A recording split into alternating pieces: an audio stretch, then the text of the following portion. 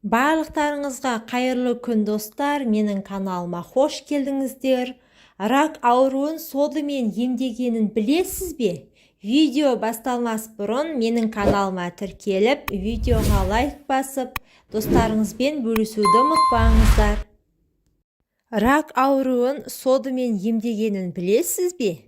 Италияның белгілі онкологы Тулио Симончино рак ауруын кәдімгі ас содасымен емдеуге болады дейді. Оның айтуынша, қай ағза, қай ұлпада болмасын, қатерлі ісік бір себептен басталады екен. Ұзақ жылғы тәжірибесінде Симончино қатерлі ісіктің бәрі ағзаның ең әлсіз, ауруға бейім тұсында кандида саңырауқұлағының көбеюіне, жан-жаққа тарауынан басталатынына көз жеткізіпті.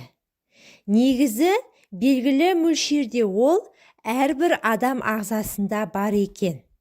Ал көбейген жағдайда ағзаға улы шабуыл жасайды. Сондықтан оның шоғырланған жеріндегі клеткалар шабуылдан сақтану үшін қорғаныс қабатын түзе бастайды. Осы түйін тектес қорғаныс қабаты қатерлі ісік болып саналады екен. Симончино қатерлі ісікті натрий бикарбонатымен емдеуге болатынына сенімді. Оның айтуынша, кандида саңырауқұлағын кәдімгі ас содасымен ақ толық емдеп жазуға болады екен. Өйткені сода әлгі саңырауқұлақты өршітпей, айналасына зиян келтірмей жоятын көрінеді. Ұзақ жылғы зерттеуінде осындай қорытындыға келген дәрігер көз жеткізген нәрсесін іс жүзінде дәлелдеуге дайын. Бірақ оған мұндай мүмкіндік берілмей отыр. Тіпті бұл зерттеуі мен бастамасы оны атақ пен абыройына жұрда етіп отырған жайы бар. Қатерлі ісікті содымен емдеу мүмкін емес. Ол саңырауқұлақтың өршуінен туындамайды деген отандас өзге дәрігерлер, оның осы күнге дейінгі бар атақ, абырой, тіпті лицензиясынан да айырыпты. Ол аздай рұқсат етілмеген тәсілмен емдеді деген айыппен 3 жылға бас бостандығынан айырылған. Бүгінде Симончино темір тордың ар жағында жазасын өтеп жүр. Бірақ ол да дегенінен қайтпапты. Қауіпті де қатерлі деген дерттің емін қарапайым да қолжетімді тәсілмен емдеген тиімді деумен танар емес деп жазады. Бір қызығы әріптестері оны қолдамаған. Қатерлі ісікке шалдыққан адамдар арасында тәуекелге бел буып, тәжірибеден өтуге келісіп отырғандар көп. Оған Симончиноның әдісімен емделу арқылы ісік көлемі кішірейген келіншектің басынан өткен оқиға себеп болыпты. Омырау безі қатерлі ісігіне шалдыққан 36 жастағы келіншек онкологты абақтыға іздеп барып онымен кеңеседі. Сөйтіп содамен емделіп көрген. Онда нәтиже байқалғанда басынан өткен жайды баяндап, қолдаушы топ жинайды.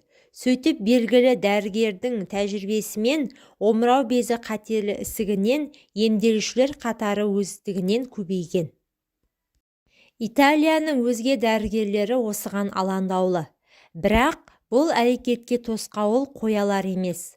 Ал абақтыдағы өмірінде 25-тен аса жағдайда антибиотик қабылдаған әйелдерде омырау безі қатерлі ісігіне шалдығу қаупі 2 есе артатынын айтады. Өйткені антибиотик адамның иммунитетін әлсіретіп, ауру ошақтағы саңырауқұлақты көбейтетін көрінеді.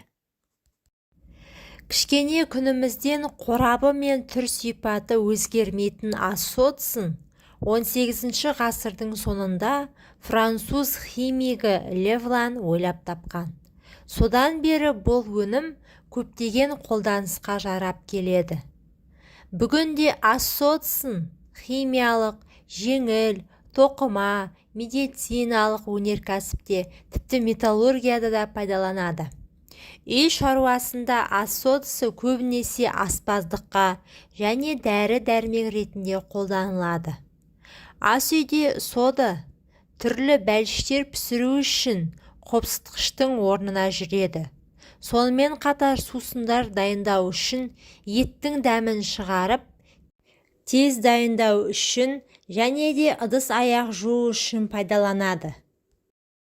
Ем-дом ретінде соданы жөтелді жеңілдету үшін, ас содасы қақырық түсіруге көмектеседі, тамақ ауырғанда шаю үшін, бактерия өлтіргіш және суық тиюді басу үшін, жүрек қатты соғып кеткенде кішкене соданың сұйық ерітіндісі жүрек соғуын тыныштандыруға көмектеседі, гипертония кезінде ағзадан суды шығарып қан қысымын төмендетеді.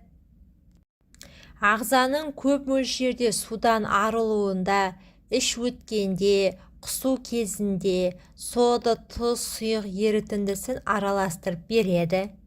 Жәндік шағып алғандағы қышуды тоқтату үшін, ішектерді тазарту үшін, соданың сұйық ерітіндісінен клизма, суық тигенде ингаляция жасау, конъюнктивит кезінде кішкене сода қосылған сұйықтықпен көзді сүрту, аяқтың таз ауруы кезінде кішкене сода қосылған сұйықтықпен ауырған жерді тану, тіс тазалау үшін, шынтақ, өкпе терілерінің қабыршақтануын жібіту үшін, асқазанның қыжылы кезінде асқазандағы тұз қышқылын басады. Алайда ас содасын пайдаланғанда оның әкелер пайдасы мен зияны да бар екенін ұмытпаған жөн. Ұнтақ түріндегі содада сұйық түрінде қарағанда сіртілік қасиеті көп, ұзақ уақыт терімен байланыста болса тері тітіркенуі мүмкін. Ал құрғақ сода көзге тисе немесе иіскеген болса күйіп кетеді. Сондықтан ұнтақпен ұзақ жұмыс істейтін болсаңыз респиратор пайдаланған жөн. Ал егер көзге түскен болса бірден мұқият жуыңыз. Соңғы кездері дәрігерлер асқазан қыжылы кезінде сода араластырып сұйықтық іше бермеуге кеңес береді. Өйткені бұл да жанама әсер етуі мүмкін. Біріншіден, көмірқышқыл газын көп бөліп асқазанның кебуіне әкеледі. Ал екіншіден, асқазанда одан бетер қышқыл пайда болуына ықпал етеді. Бұдан шығатын қорытынды ас содасының қасиетін жақсы біліп, пайдалана алатын адамға зиянынан гөрі пайдасы көбірек тиеді. Назарларыңызға рахмет. Менің каналыма тіркеліп, видеоға лайк басуды ұмытпаңыздар.